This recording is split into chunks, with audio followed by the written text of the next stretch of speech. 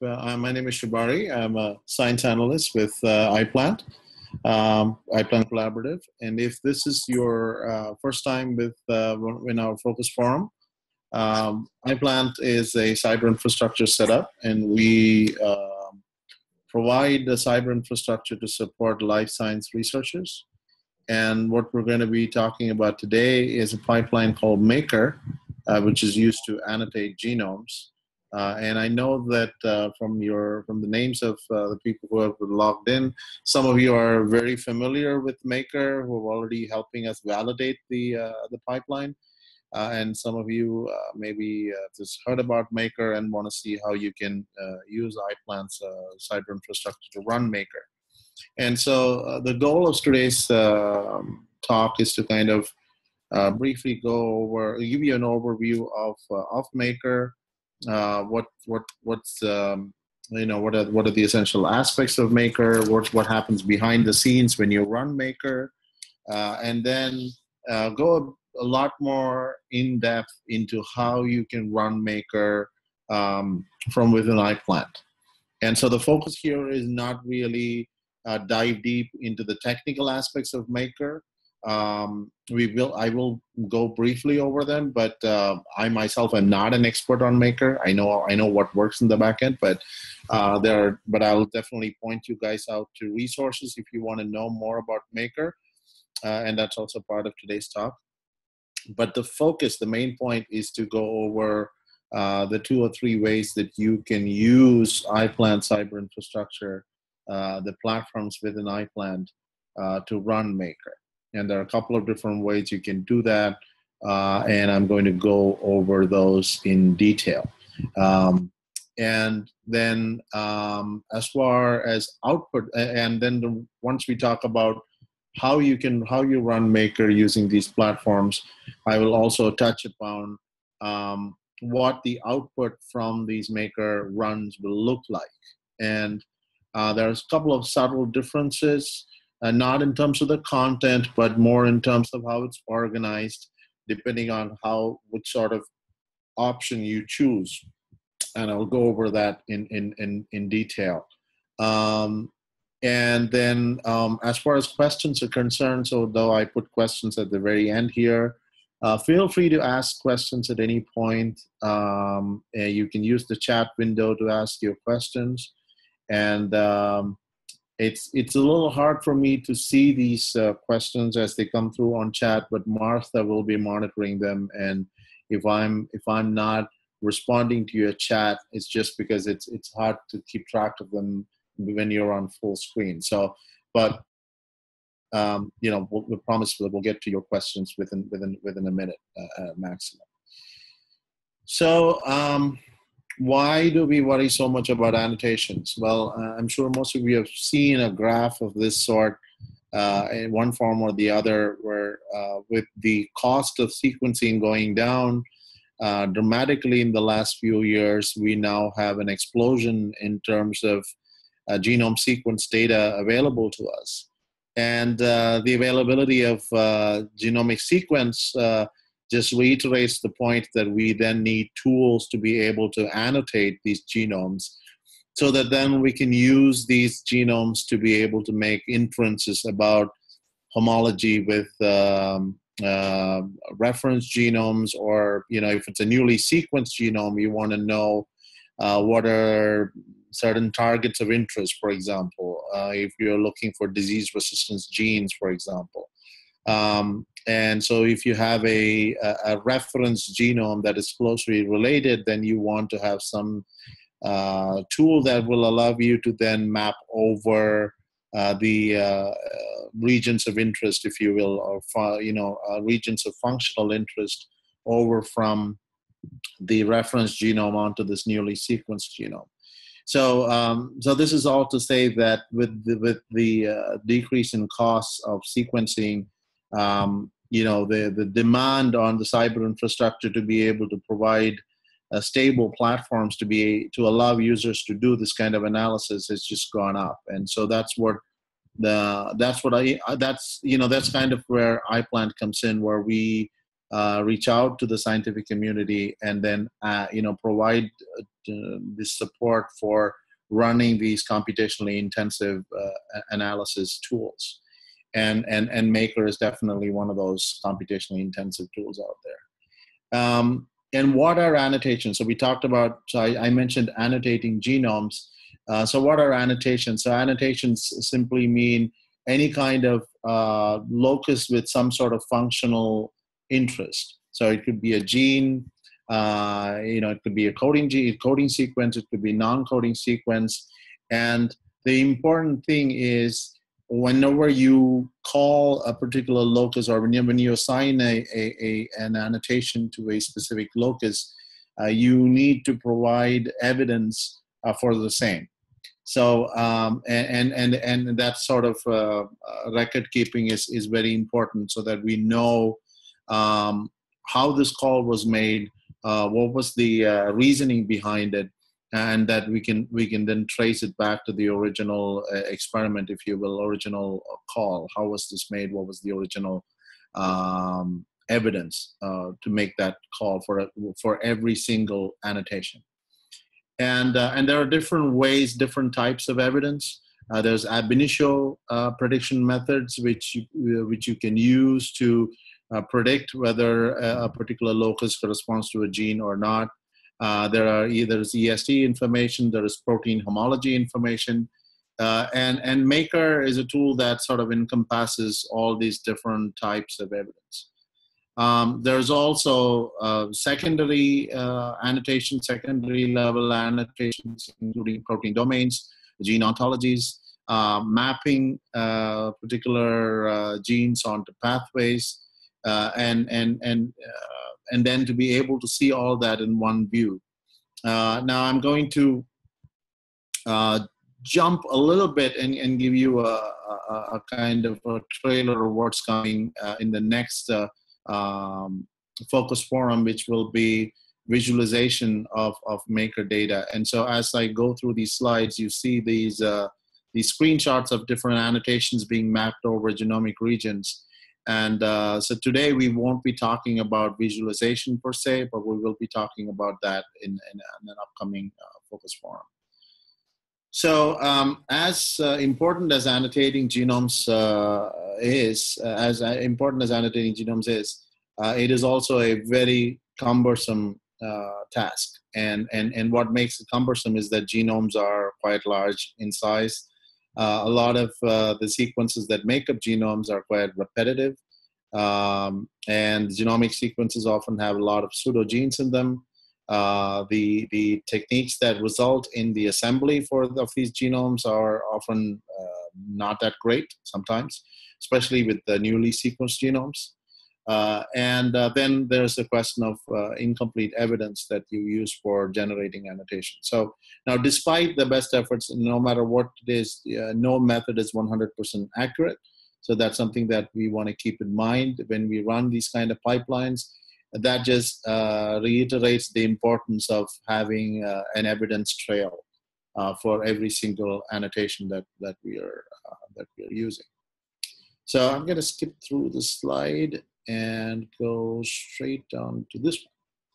So now this is so what I like to call the setup slide for this presentation. And what you see here is kind of an overview of how you can use IPlant cyber infrastructure to do genome assembly, transcriptome assembly, and then, of course, for today's purposes, genome annotation. So if you attended the previous focus forum given by Roger Barthelson, you would have seen how you can use IPlant's cyber infrastructure to do genome assembly and transcriptome assembly. So those are the boxes on the left of the slide. And taking in input from these methodologies, then we go into the center of the slide, which is where you start using Maker to annotate genomes with this with the assembly information and all kinds of evidence that come in. And once you do the annotation run, then you go into visualization. So if you can, I'm not sure if I just want to take a moment here. That's okay. So I just slid I wasn't sure if you guys, when I'm sharing the screen, you are also, are you able to see my entire slide, or is the camera, the I panel see the entire slide, and I do see your cursor, so you can use it as a pointer. Okay, so then maybe I'm the only one who's seeing the videos on the side. Okay, so that's good. Getting back to the slide, so once we do the annotation using Maker, then you can take the output from Maker and then convert it to visualize it within different viewers. We've listed 3 here: JBrowse, WebApollo, and Koji. And we'll highlight these and go over how you can use particularly JBrowse and Koji for visualization of Maker output in an upcoming focus forum. So some parts of this slide, most parts of it is complete.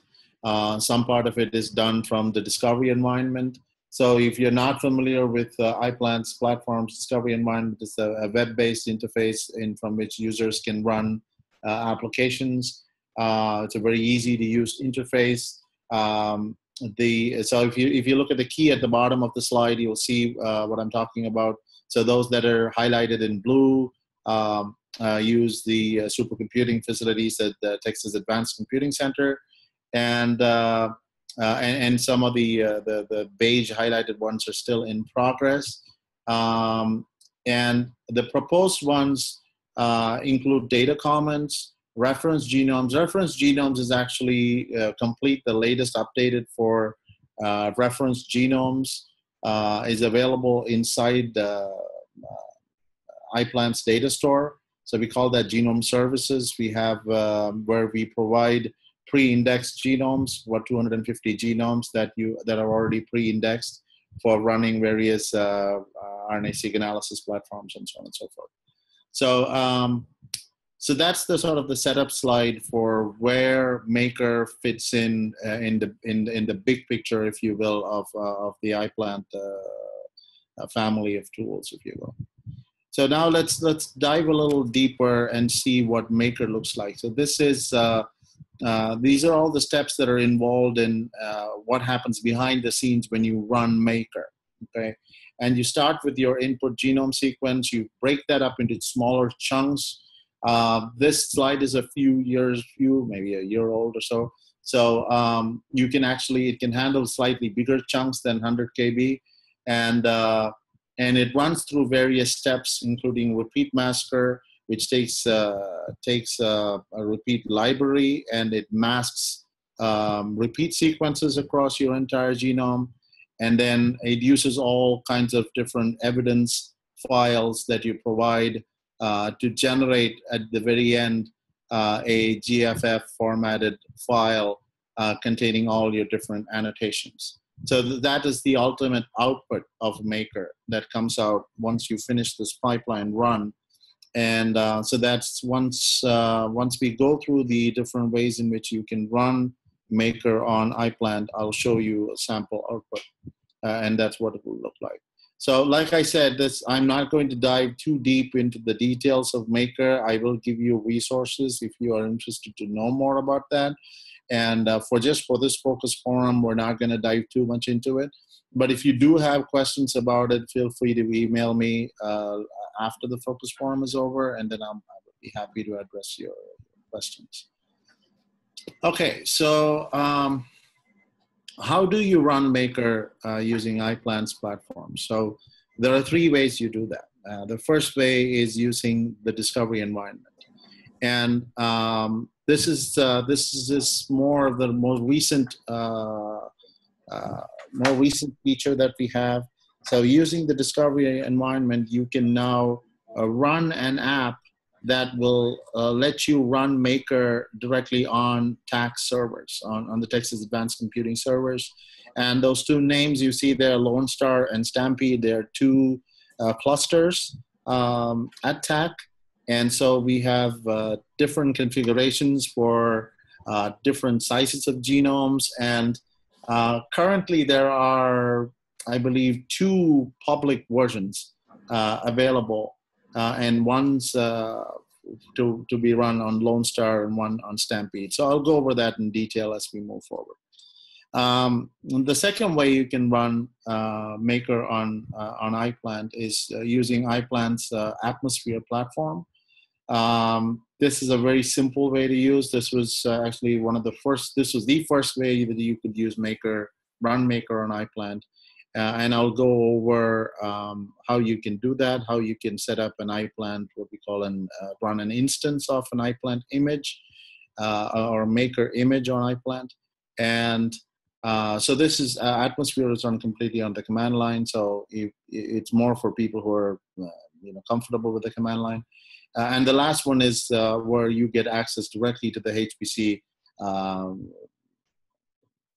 high performance computing facilities attack, and you can run Maker directly on their machines, going through your iPlant allocations. Okay, so if this is your first time with iPlant, this is the page where you want to start. So this is iPlantcollaborative.org. And when you get to our front page, you will see all our platforms listed there. You see Discovery Environment, you see Atmosphere, you see DNA Subway, and you see the data store. And when the first thing you want to do, before you start using iPlant's tools, is to sign up for an iPlant account. And this is where you want to go. So this is user.iplantcollaborative.org. There is a link to it from the front page of iPlant Collaborative. And if you're a new user, you just register. It's pretty straightforward. It's not like a long form or anything. It's a pretty simple registration. And once you register, your iPlant authentication will work for using all iPlant platforms, across all iPlant platforms. So before I get into iPlant, before I run into running Maker on iPlant platforms, any questions at this point?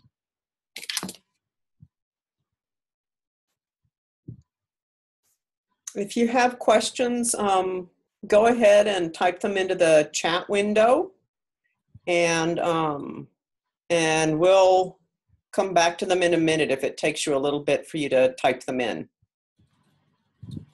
Go ahead, Shabari. Okay. I do see some users are still not muted, so just a reminder to mute your microphone. We don't have, there's not much of an interruption right now, but just in case. Okay, so I'm going to get out of the PowerPoint mode right now, and I'm going to open up the Atmosphere web page, and let me show you how to get to. So this is Atmosphere, atmo.iplantcollaborative.org. If you don't want to remember that name, you can access Atmosphere from iPlant's website. It's available right here. So you click on Atmosphere. It will take you to this page, which will give you information on Atmosphere. You can click Launch, and that should open up.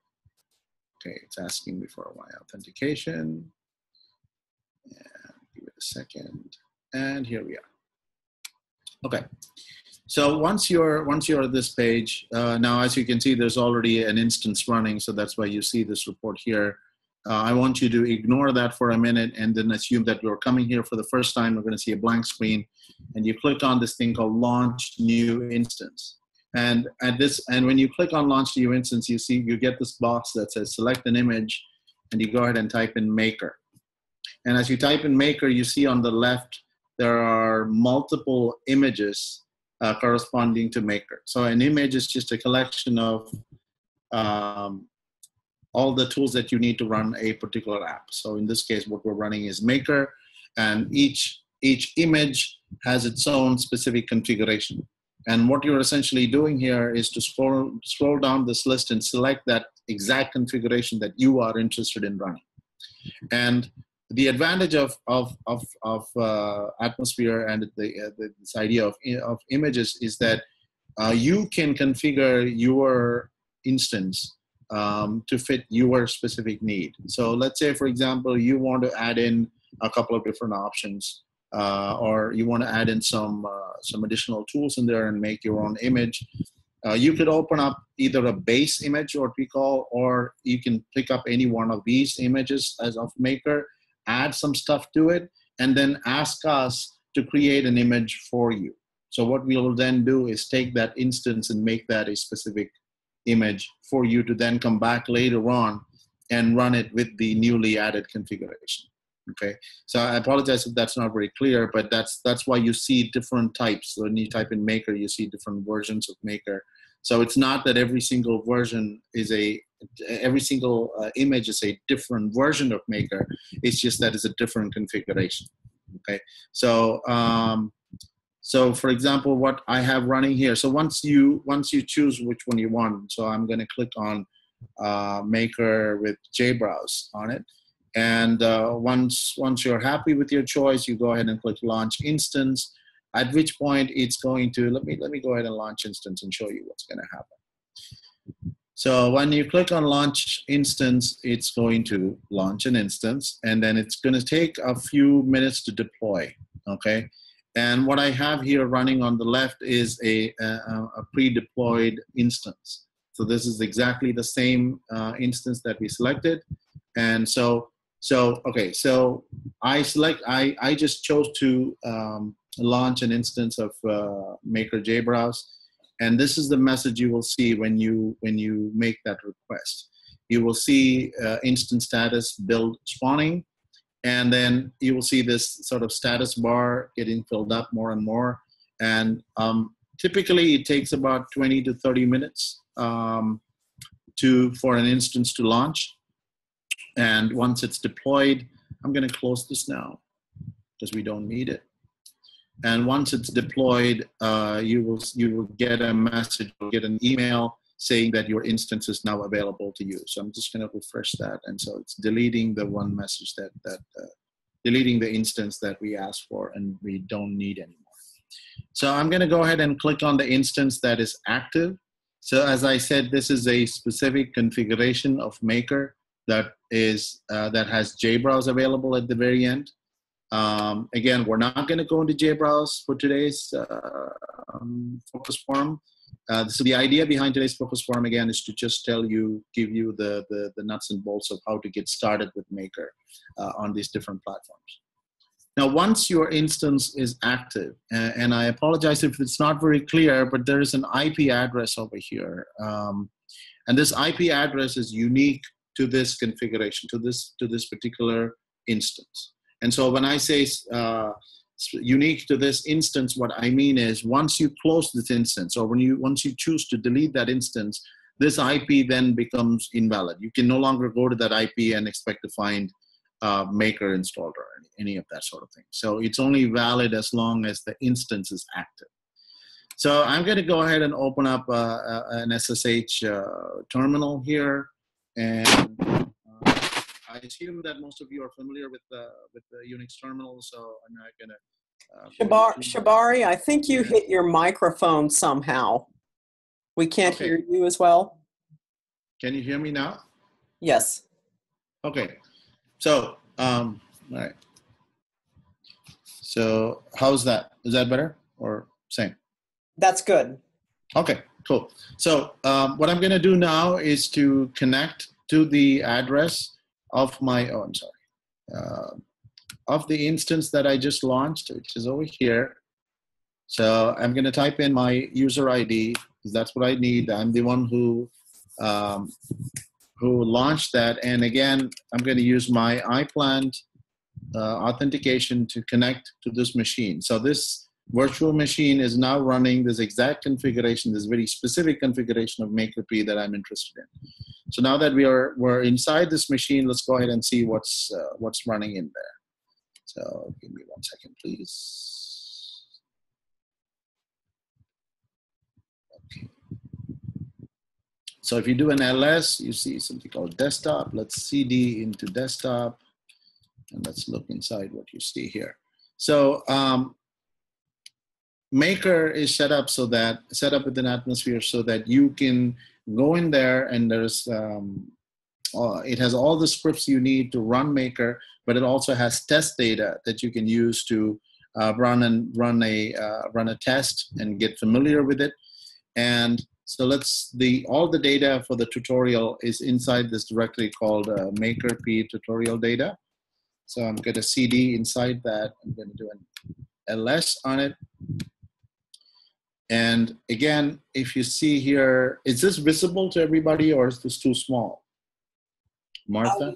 I was just going to say, why don't you bump it up a little bit, the font size? Let's see here.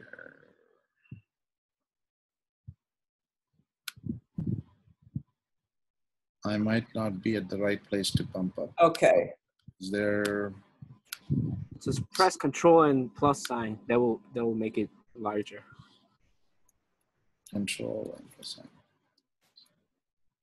It doesn't seem to do the trick. Yeah. Okay, hold on. Actually, that's Command plus. Command plus is not doing it either. Yeah. Okay. Okay. Well, so here's the thing. What I'm going through is described in detail in an awesome tutorial that Josh Stein from Cold Spring Hardware put up, and it's available on our wiki.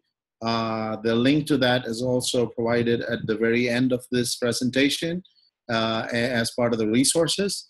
But so all I'm trying to do here is to give you guys kind of a pathway into where you would go to run Maker inside iPlant. So don't worry about it if you can't really see the exact, what's happening in there. I'm just going to just briefly describe it, and then we'll move on to the parts that you can actually see much more clearly.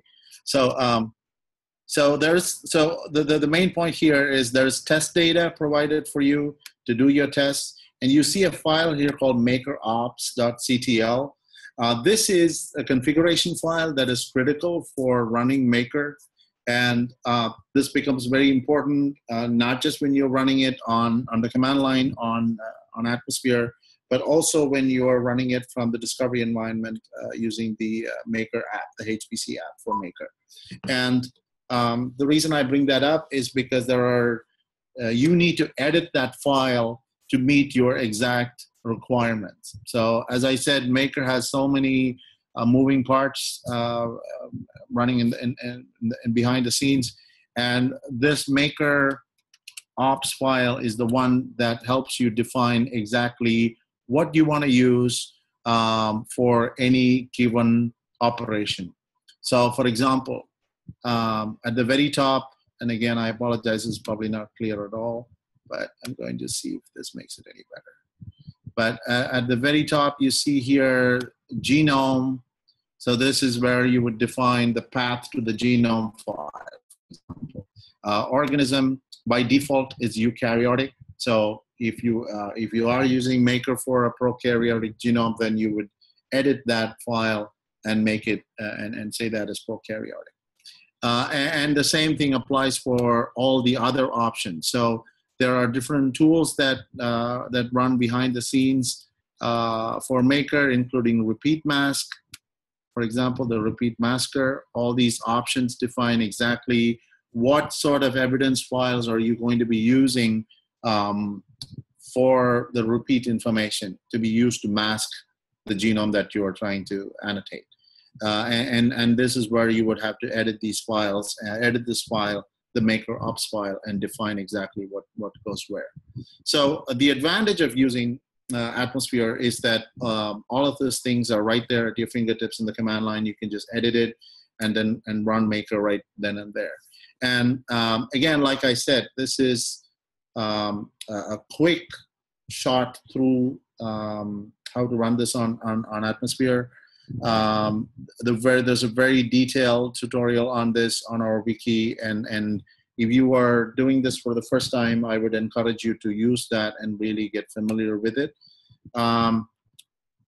But the key points are the MakerOps, the ops file, which is very important on how to run it, and then let's see the test data. So there is test data provided with every instance or every image of Maker. You can use this test data to run Maker and to figure out how it works. And this test data covers different parts. So you have EST evidence files, you have protein homology evidence file, you have repeats files, and then of course you have the test genome file, which is the genome file that you would use for a test run. So I'm going to step back right now on this, and I'm not going to run the rest of this this test on Atmosphere because we're not able to see this very clearly. But let me go back to my presentation and see if I have some slides there. Sorry. Okay.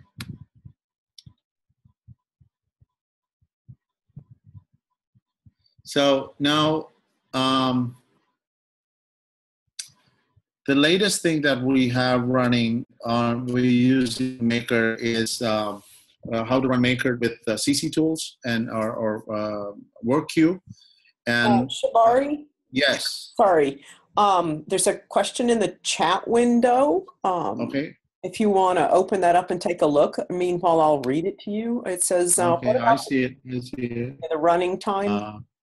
How about running time? How long will it take to run a 500 meg plant genome on Atmosphere, and after how many processes one can work with standard user settings? That's a good question. I would say if you are trying to annotate a 500 MB plant genome, then what you want to do is to use our HPC app on DE. That will be the next thing that we'll be talking about. And then that will hopefully explain your question better. I mean, answer your question better. But my suggestion is to use the HPC app to run that as opposed to run it on Atmosphere. And I don't specifically know exactly how long it'll take to run 500 MBs on. Yeah, that's true. It will depend on the amount of evidence that you're attempting to use. But yeah, I don't have any direct experience using that on Atmosphere. Okay, let's see.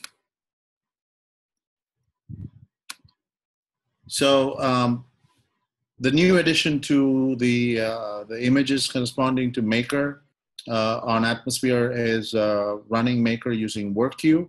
And what WorkQ does is the normal way that you would run it on Atmosphere, it will run one chromosome at a time, and then finish one chromosome, move on to the next one, and so forth. With WorkQ, it will run multiple chromosomes at the same time. And so it will speed up the operation really, really fast. So, for example, we've had a user from Notre Dame who's been helping us validate this. Nicholas, I apologize, Nicholas, if you're on the line. I forget your last name, you're on my acknowledgement, so don't worry. What Nicholas did was set up WorkQ for Maker on Atmosphere for us. And according to the benchmarks that Nicholas has provided me, when he tested it with 12 chromosome test set, it took 27 minutes to run it locally on Atmosphere, 18 minutes with MPI, and only 11 minutes with WorkQ. So there's a clear improvement when you use WorkQ because it runs multiple chromosomes at the same time. Now WorkQ itself, WorkQ Maker is now available, but I think we'll soon be making it public. So this will allow greatly to scale up a genome annotation with Maker. So this is from an upcoming publication. Sorry, that's publication from last year, but this feature will be upcoming very soon. It will be made public for everyone to test. But we do need people who would validate this for us. So if you are interested in helping us validate this tool, please let me know, and I will provide you with access to that. Okay, so as I said, there's a really awesome tutorial on how to run Maker through Atmosphere, and the link for that will be at the very end of this talk. So now let's shift gears a little bit and talk about how to run Maker from the discovery environment. So this is, I'm going to play a short little video, and what you're seeing here is a screenshot, well, it's the beginning screenshot of the discovery environment. You're going to see three icons, one corresponding to the data store, one corresponding to all the apps within the discovery environment, and the other one, the results of various analysis within the discovery environment. So what this video is, oh, sorry, I guess it's not a video. Oh, it is a video. So what this video is going to do is to open up the apps section and then show you where you can find the HPC version of Maker. And so as you can see, it's going to scroll down on the left panel of the apps and click on high performance computing. And now the list of apps changes. It will only show you those apps that have been optimized to run on HPC, and it's highlighting three applications here. Now this is slightly different from what's on there right now. This presentation, this video itself is from a couple of months back, but this is the exact same way you would go about seeing what's available. The easier thing would be if you were to go and type in Maker at the very top here. There's a window called Search Apps. You can just type in Maker over there, and we'll show you a list of all the apps, the HPC apps that have Maker in the title. And right now, so this is the end of the video, of this video. And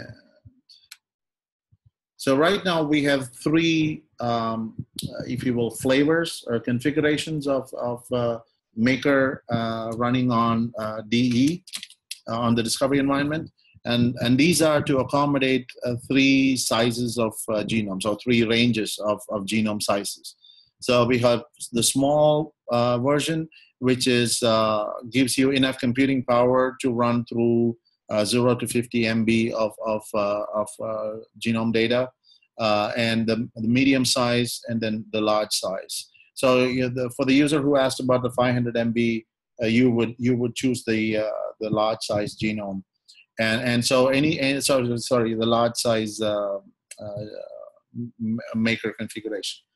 And if you're interested in annotating genomes that are greater than 500 MB, then it's probably a good idea to break it up into multiple files and submit those as separate jobs. Now, though these apps exist in the DE for all these three configurations, we have only made the small version available right now for public use, for general use. Anyone can go into anyone can go into the discovery environment and access the small Maker runs and do those.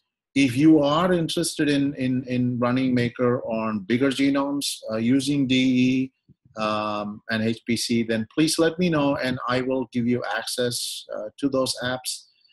We do have a few users who are validating these tools for us, but more the merrier. So let me know. Please email me if you are interested in validating these tools for us. Okay, so the next one's another video. What it's going to do is show you. Hold on 1 second for me, please.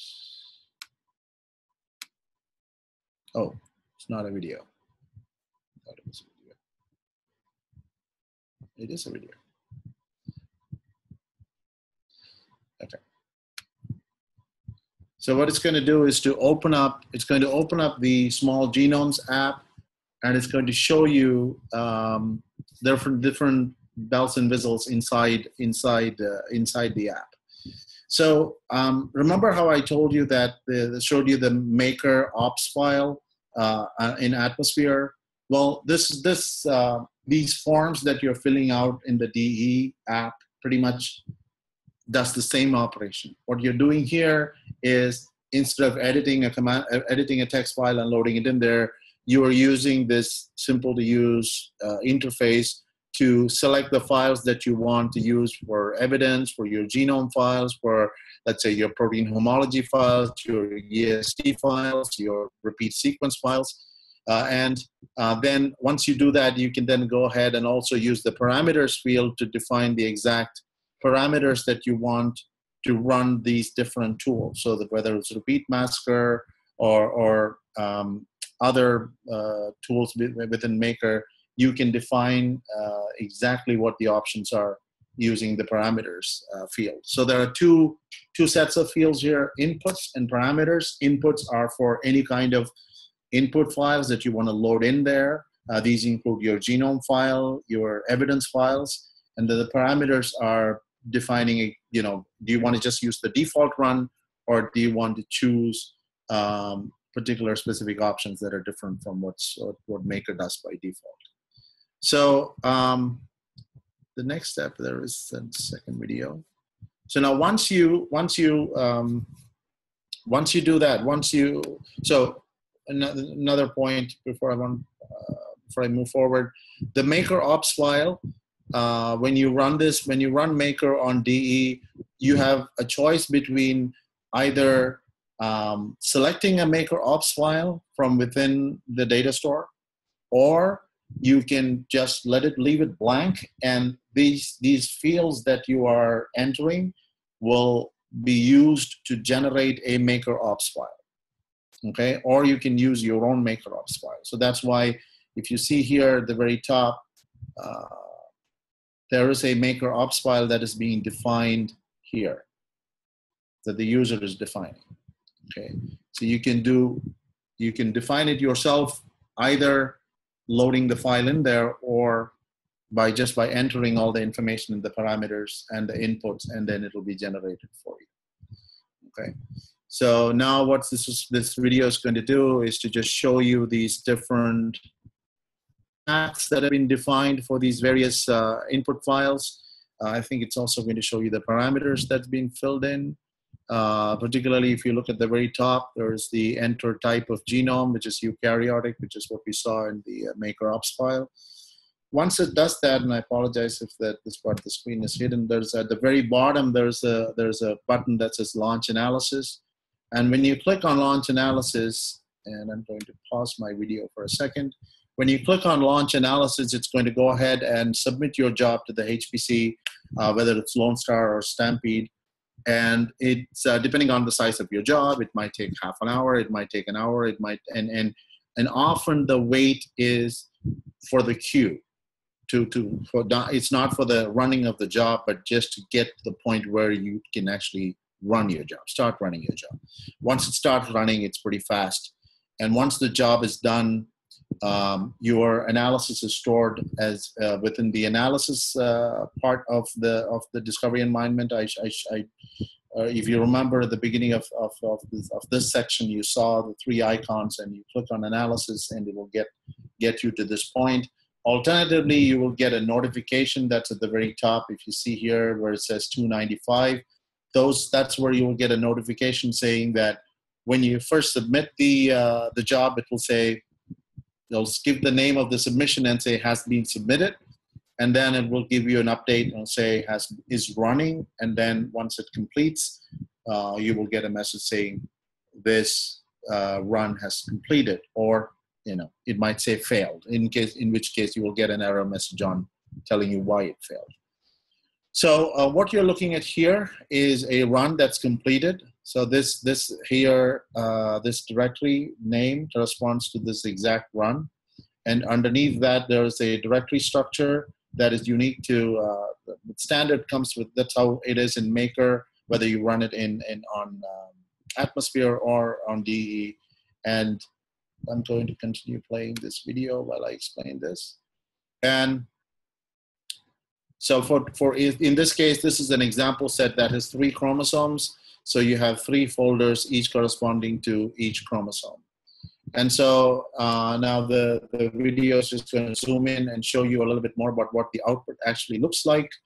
And so it's clicked on the master GFF annotation file. So that's what this looks like. So what you're seeing here is the main output of Maker. Okay, and again, if you're finding it difficult to follow along with all this video and moving back and forth, again, don't worry about it. There is a tutorial on this part of how to run Maker on DE HPC that's available on the IPlant wiki. There's a link to that at the end of this presentation. And if you're not aware of it, all the material from today's Focus Forum will be made available to you from our wiki page for this Focus Forum. I believe you would have gotten a notification on the link to that, but if not, we'll share that with you. And you can get the slides and the tutorials from that page. So let me just see this. One second.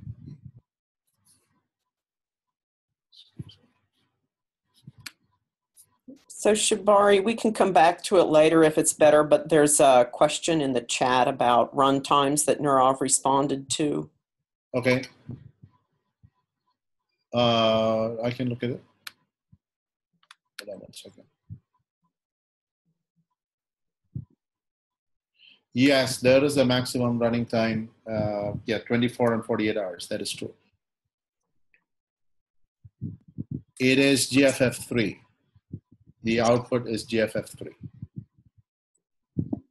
But there are options where you can convert the outputs. So those are auxiliary files that come with Maker. But you will have to run that on the command line. I'm in the process of building those auxiliary files into the DE. And I should have that done in the next couple of months, maybe in the next month. So, and that will let you do all these operations, post processing operations from the DE. Okay, so let me minimize that. So this is kind of a teaser trailer. This is visualization of Maker results. So once you have the Maker GFF files ready to go, you want to obviously be able to upload all that information into some kind of viewer, which will let you see all that annotations, nice, beautiful annotations mapped onto a genome. And one of these options is JBrowse, which is what you see here. And we'll talk about JBrowse, how to do that with Koji. If you're not familiar with Koji, Koji is this awesome genome visualization and analysis tool that is powered by iPlant. And the URL for Koji is genomeevolution.org. But we'll go through all that in the next Focus Forum about how you can do this kind of visualization. That's kind of fun visualization. Okay, so let's see where we are. Okay, so it looks like we're coming pretty much close to the end. There is, for every tool that we build within the iPlant platforms, we have wiki pages that are dedicated to these tools, and Maker is no different. And these are the resources I've been talking about. The very first resource is actually from the Yandel group, who are the guys who developed Maker. And the next two are resources within iPlant. The second one is a MakerP atmosphere tutorial. So that is what you would want to select if you are trying to want to know more about how to run Maker from the command line using a VM. And the last one is how to run MakerP on DE using through the HPC. And if you have any questions at any point, please post them to ask.iplantcollaborative.org. We have 4 science analysts and other dedicated folks who respond to these questions on a regular basis. And also, if you have any questions about Maker, you can also feel free to send them to me directly. My email is shibari@iplantcollaborative.org. I think we'll make that available on the wiki page as well. Last slide, acknowledgements are obviously to the Yandel group, the University of Utah, for this awesome tool. Josh Stein, who did a lot of the groundwork on how to get Maker working on within the iPlant platforms, particularly within Atmosphere. The Douglas Thane group and Nicholas Hazekamp. Nicholas is the one who made the CC tools and WorkQ Maker available now on Atmosphere. Folks at TAC, John Farner and Brian Dooley, who are awesome who've been awesome at helping me set this up. And of course, folks here at the University of Arizona, we have an awesome team of people. And now If you have any questions, please post them. Otherwise, I'm going to turn this over to Martha.